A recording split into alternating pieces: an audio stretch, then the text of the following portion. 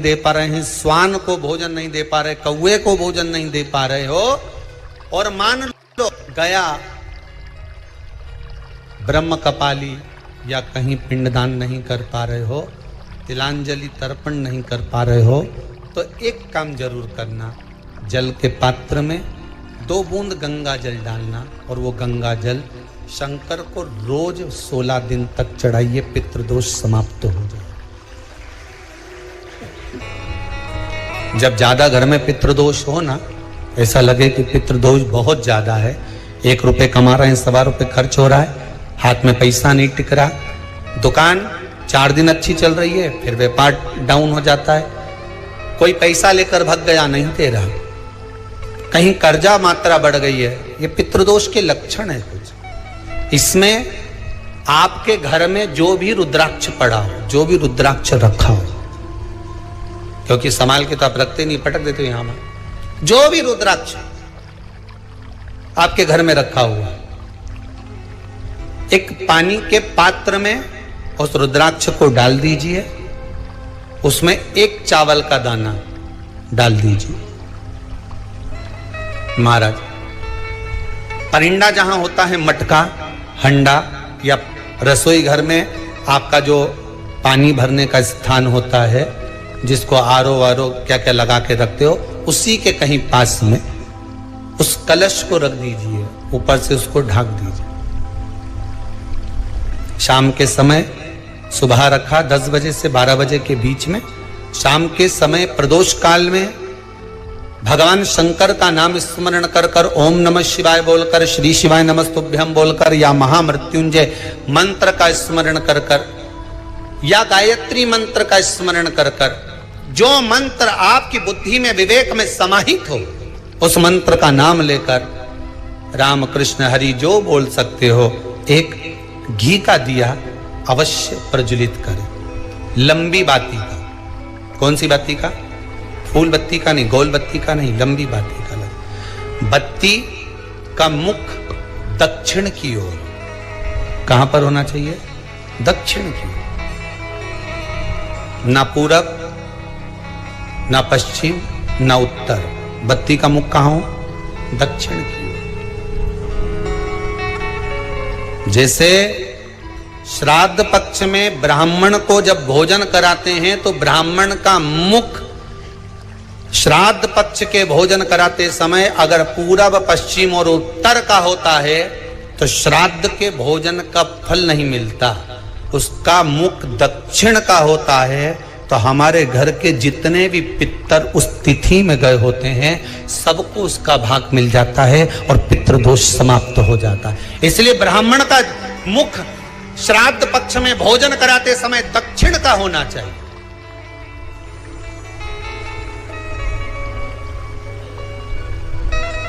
ब्राह्मण का मुख दक्षिण का हो।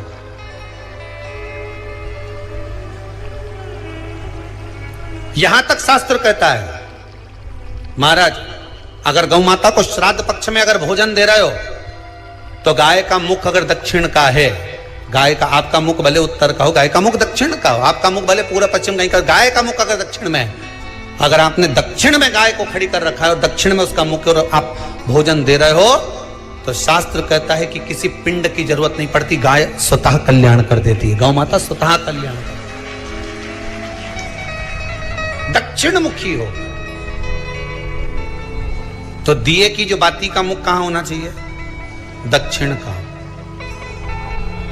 और दक्षिण का मुख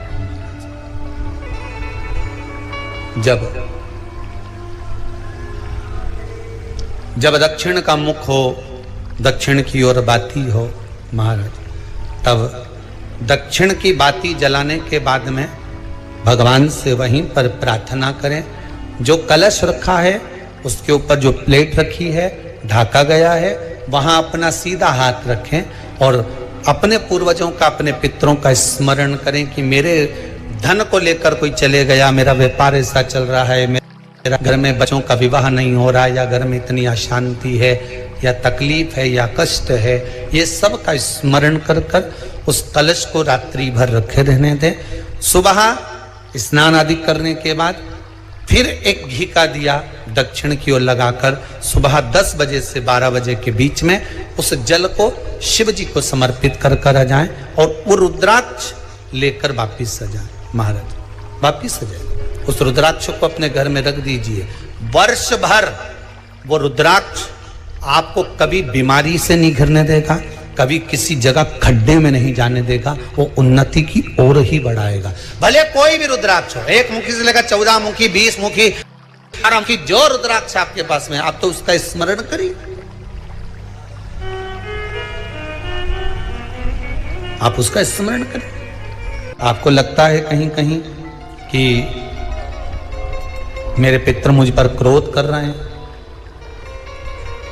आपको कभी कभी लगे कि मेरे ऊपर पितृ दोष लगा हुआ है या पितरों का श्राप लगा हुआ है, या हमारे यहाँ पर लोग अधोगति में ज़्यादा मर जाते हैं, हमारे यहाँ ये काम ज़्यादा हो जाता है, तो निवेदन है, श्राद्ध पक्ष चल रहा है, प्रयास करिएगा।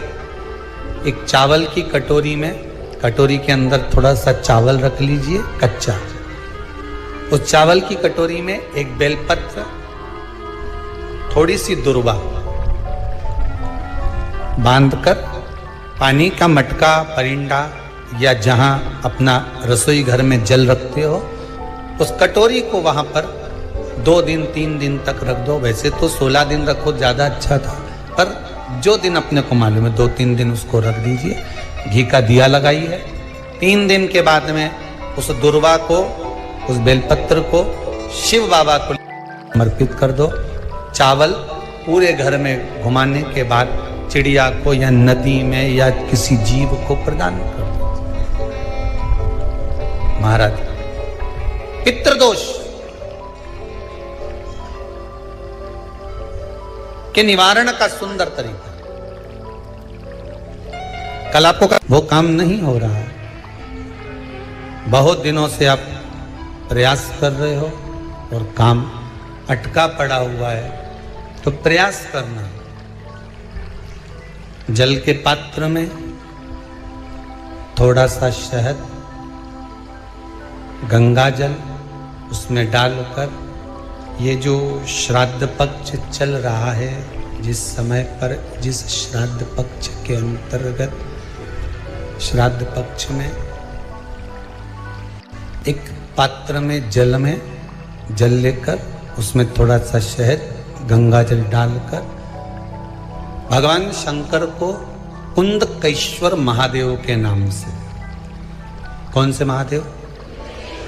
कुंदकेश्वर, क्योंकि विदल और उत्पल इन दोनों असुरों ने, राक्षसों ने जब बहुत उपद्रव मचाया, ठीक, जब बहुत उपद्रव मचाया, तब माता जगतजननी के कहने पर कुंदुक का प्रहार कर इन दोनों राक्षसों का संहार करा था। तो शिव जी का नाम कुंदकेश्वर पड़ गया था। क्या नाम पड़ा था? कुंदकेश्वर। कहते हैं बहुत बांधाओं में जब व्यक्ति पड़ जाता है, बहुत बांधाओं में जब व्यक्ति चला जाता है, कुछ ना कुछ समस्याओं में जब व्यक्ति फंसा रहता है, पड़ा रहता है, तो कुंदकेश्वर महादेव का स्मरण करना चाहिए। एक प्रयास और करना। प्रैक्टिकल करने में क्या जाता? दुकान पर ग्राहक नहीं आ रहे ना, आधा घंटा हो गया, कोई ग्राहक नजर नहीं आया, फालतू बैठे हो ना दुकान पर, जब ग्राहक नहीं आता तो फ्री हो, तो एक काम करो, कोई भी जरा सा हाथ में पानी लेकर कुंदकेश्वर महादेव के नाम से 51 बार, 21 बार बोलकर, 11 बार बोलकर वो पानी को दरवाजे पे छीट दो। आधा घंटा, ज्यादा से ज्यादा 20 मिनट, आधा घंटा 30 मिनट नहीं लगेंगे और ग्राहक प्रवेश करना प्रारंभ करें। प्रैक्टिकल करने में क्या जाए? अब ई में कहीं घटा तुम्हारा कि पानी घट गया, कि बोलने से, कुंदकेश्वर महादेव का नाम लेने से जीवान घट गई, कुछ घटा? फायदा तो तुम्हारा ही हुआ। कुंदकेश्वर का नाम, कोई काम अटक रहा है, शहद जल के पात्र में डालिए और थोड़ा सा गंगा जल डालकर इसी श्राद्ध पक्ष में किसी भी दिन जब तुम्हारा मन पड़े तब शंकर जी को समर्पित कर करें। और साथ में 1 लोटा पानी, 1 कलश जल का अलग से लेकर जाओ। जब शहद का जल शंकर जी को समर्पित कर दो, उसके बाद सादा जल शंकर जी को अवश्य समर्पित करके। शहद का जल बांधाओं को हर लेता है, बांधा को हरता है। हम तो कई बार बच्चों से कहते हैं, अगर कोई बच्चा कंपटीशन एग्जाम में बैठ रहा है, इंटरव्यू दे रहा है या कोई एग्जाम में नहीं निकल रहा है, तो प्रयास करना बेलपत्री का जो बीच वाला पत्ता होता है, इस पत्ते पर शहद लगाकर हथेली में रखकर अंगूठे से इसको इस तरह से दबाकर शिव जी के कुंदकेश्वर महादेव का नाम लेकर अपनी मनोकामना कर कर शंकर भगवान का जो शिवलिंग है, उस शिवलिंग पर इस बेलपत्री के पत्ते को चिपका कर आ जा और एग्जाम देने जा। बाबा निपटेगा सब काम कर। जिस बालक बालिका का जॉब नहीं लग रहा हो, सर्विस नहीं लग रही हो, नौकरी नहीं लग रही हो, जगह जगह पहले करते थे जॉब, अब छूट गई, 2 साल हो गए, 3 साल हो गए, सर्विस नहीं लग रही हो, बहुत प्रयास कर लिया हो, बहुत प्रयास, तो महाराज काली तिल्ली को पीस कर उसको जल के पात्र में डालकर अपने घर के मटा परिंडा पितरों का जो स्थान होता है, जलाशय होता है, उसके पास में एक पात्र में रख दीजिए। बेलपत्री या बट का पेड़ या पीपल का पेड़, इस वृक्ष के नीचे 1 रात्रि तक रखे रहने के बाद में दूसरे दिन अपनी कामना कर, जिनका जॉब नहीं लग रहा, सर्विस नहीं लग रही, नौकरी नहीं लग रही या कहीं उलझने उत्पन्न हो रही है, उस व्यक्ति को हाथ में ले जाकर उस पात्र का जल 3 वृक्ष पितरों के तुल्य हैं। कल की कथा में कहा था, पहला बेलपत्री का, दूसरा पीपल का, तीसरा बट का, ये 3 पितरों के तुल्य हैं। इन 3 में से किसी भी वृक्ष के नीचे उस काली तिल के जल को समर्पित कर दीजिए। महाराज बाबा चाहेगा, भोलेनाथ जी चाहेगा तो 3 महीने में कहीं ना कहीं योग बना ही देगा, ये पक्का। बाबा पर विश्वास रखो, शंकर भगवान पर भरोसा विश्वास रखकर आप कार्य करेंगे, क्यों ना हो।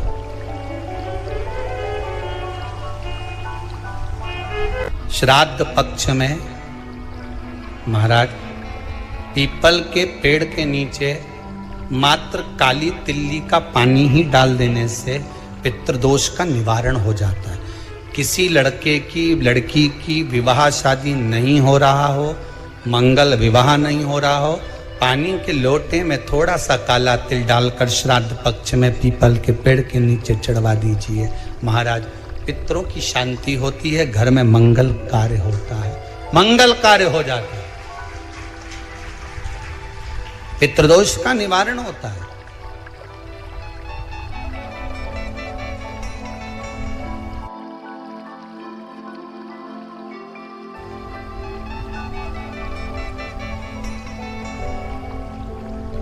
बहुत रोग घिर गया, ऐसा लग रहा है कि बहुत बड़ी बीमारी शरीर में आ गई है, वो मिट नहीं रही, बीमारी बहुत बड़ी है, नहीं जा रही।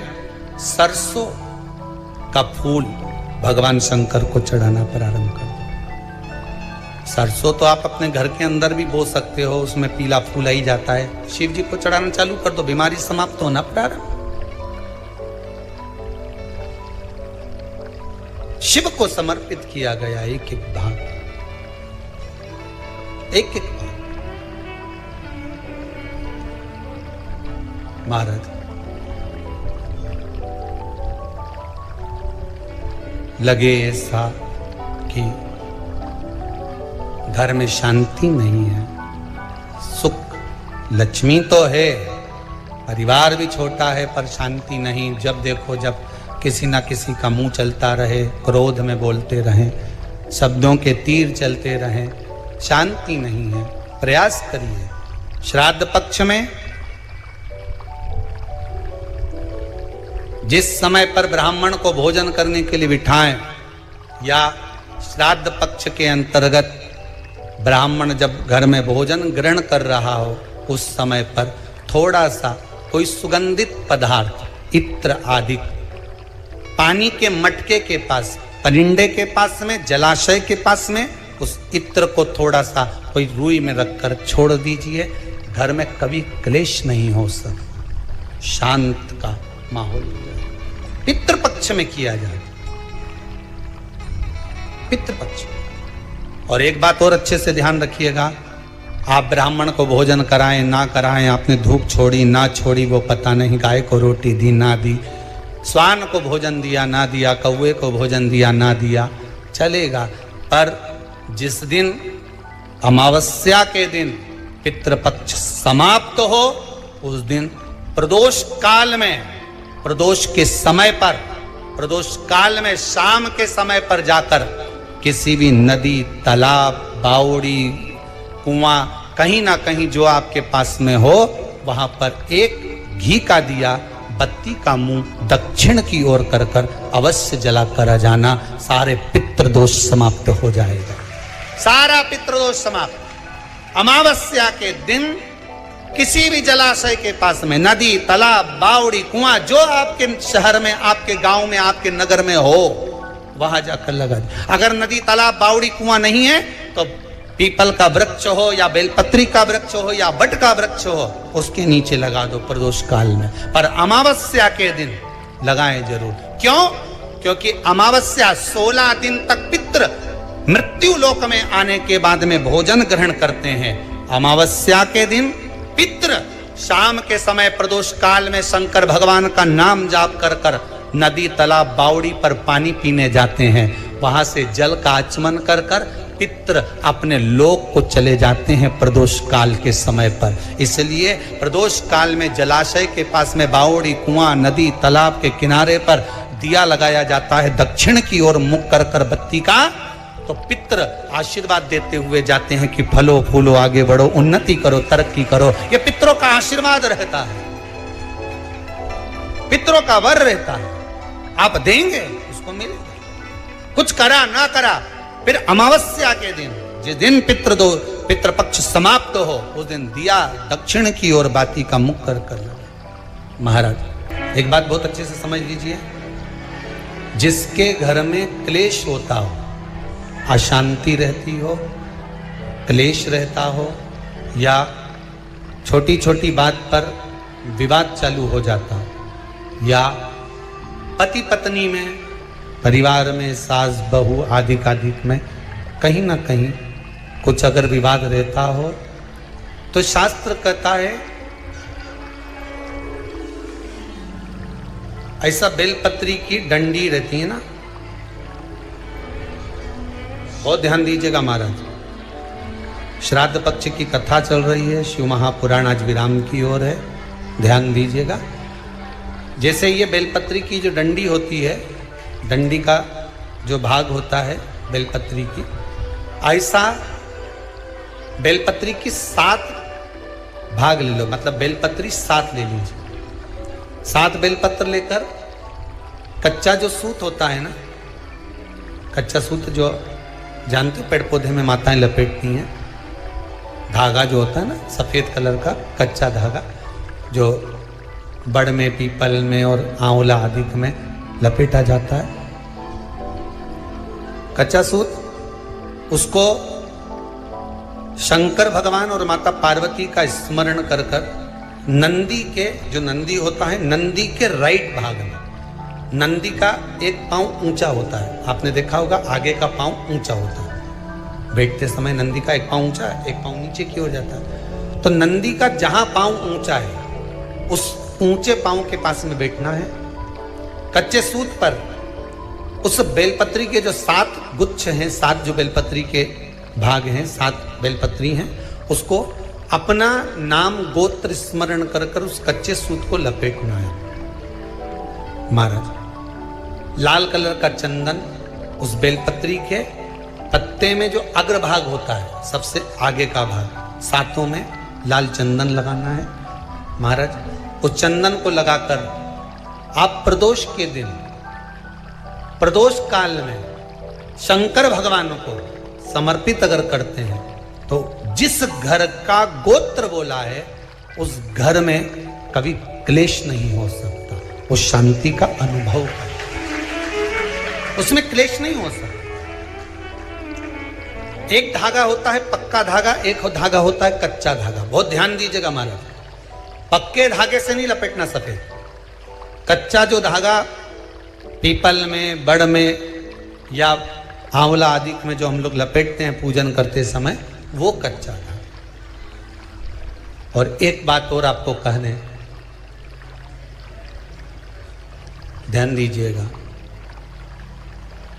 अगर मान लो किसी पति पत्नी का तलाक तक की नौबत हो गई और तलाक नहीं कराना है, आपस में वापिस प्रेम बढ़ जाए, छोरी वापिस घर में रहे, बेटा उसको रखे, बहू रहे, आपस में प्रेम बढ़े, वो भले मायके चली गई हो, वो भले लड़का छोड़कर चले गया हो, अकेली रह रही हो और चाहती है कि मैं पति के साथ रहना है, तलाक नहीं होना चाहिए, हम दोनों में प्रेम रहे, वो संभाले मेरे को भी और मैं भी आदर करूं, वो भी आदर करे।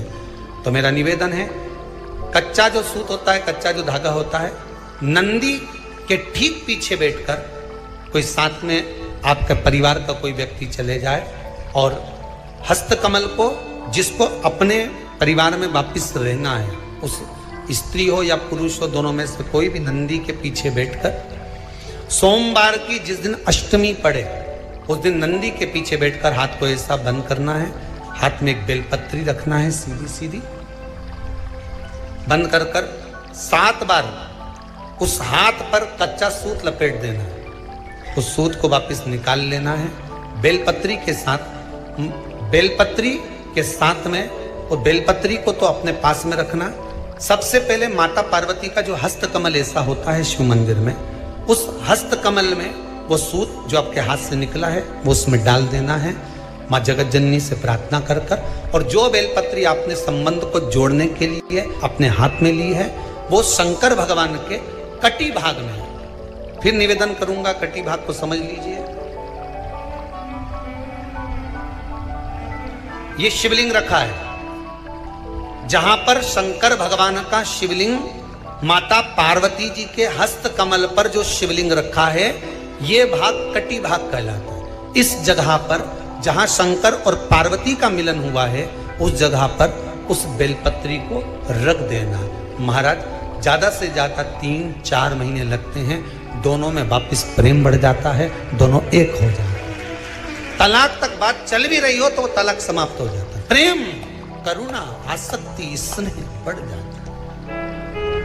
संबंध टूटने की कतार पर एक बार माता पार्वती को समर्पित तो करो अपना संबंध कि मां अब तुझे नहीं भाना। माना मैंने अपशब्द कह दिया होगा, माना मेरी गलती होगी, थोड़ी गलती उनकी भी होगी, पर दोनों की गलती है मां, अब इस संबंध को तुझे निभाना। जब कच्चा सूत माता के हाथ में रखो तब माता को विनती करना, इस संबंध की डोरी अब तेरे को दे दी। दीन बंधु दीनानाथ मेरी डोरी तेरे, अब ये डोरी मैंने तुमको दे दी, अब ये संबंध आपको निभाना है। हर हर महादेव, श्री शिवाय नमस्तोभ्यम, माय यूट्यूब फैमिली।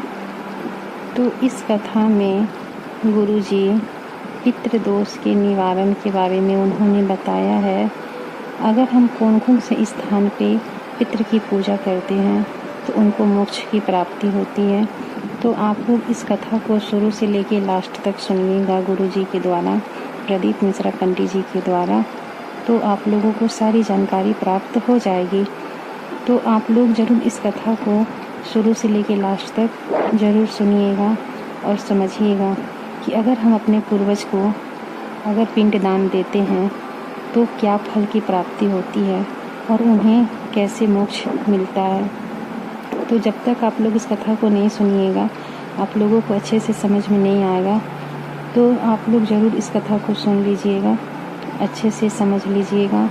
अगर ऐसा संभव हो कि अगर आप लोग को करना है तो आप लोग इसको देखने के बाद, इस कथा को सुनने के बाद अच्छे से सुनकर समझकर ज़रूर इस उपाय को अवश्य कीजिएगा अपने पितृ के लिए, क्योंकि उनको मोक्ष मिलना बहुत ही ज़रूरी होता है।